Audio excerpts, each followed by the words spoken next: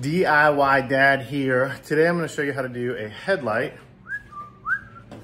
swap out on a 2010 Kia Soul. This is my daughter's car. We got some new headlights and we're going to put those boogers in. I'm going to show you how to do it yourself. Okay, we're going to start here. There's two 10mm bolts on the top of each one of these lights. Over here, take these bad boys out. And then there are two more, one here on your front clip. And then they have these plastic pressure clips, one right here, one right here, one right here, one right here. So there's four. They just unscrew and then you pull them out. And we're gonna get this loose because we gotta get to the light access on the bottom as well. I'll show you that in a second. Okay, next, up under the wheel well, right here, see that guy? You're gonna take him out. That's a Phillips head screw. P2 is what I'm using. Just take that guy out, one on each side. So this side, the driver's side and the passenger side, take those out. Okay, so the next step is to release the bumper housing itself, and I want to show you this. So these clips clip on top. So you kind of want to pull up and out on this. And it's a little, you're like, oh, I'm not sure I want to pull that hard. I'll show you on this side. So I'm going to kind of pull up and out. See, up and out. And I'm just hard to do with holding the phone and doing it, but just give it a little tug and lift up because you can see it's clipped on the top.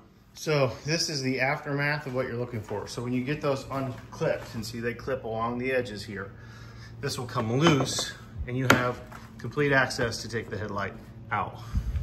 Okay, so next step is with the headlight. Same story. You're gonna lift up and out with the headlight because it clips in the bottom. You'll see it. I've already released this one so it can just wiggle out, and then we're just gonna disconnect the housing.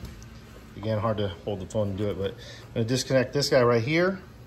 This clip will come out, and then that's it. Actually, it's got a little clip that's holding it on the base here. I'm gonna force that out because it's just holding it in place. And disconnect here, and we have removed our light housing. Okay, now that I have this off, I can show you a little easier. So here's your fitting for the back of the light.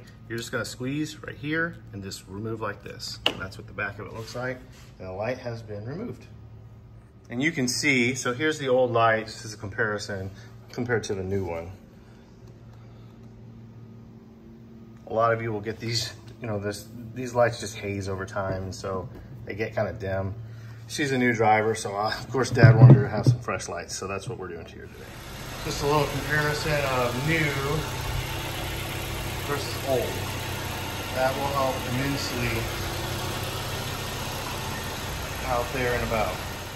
Okay, so sliding the new ones in is exactly the opposite of taking them out, right? You want to slide them in at an angle and then put your tins back in and connect your harness on the back of the light switch, and boom, that's it.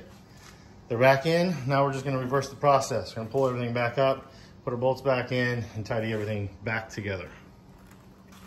I thought on these I might show you a little trick. I found it easy to go, one at a time on these guys and just kind of put it up into place and then pop it. Boom. Up into place, pop it. Boom, pop them right back in place.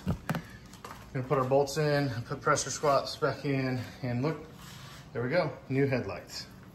Much better than these yellowed out old ones. Not a hard job. Anybody could do this.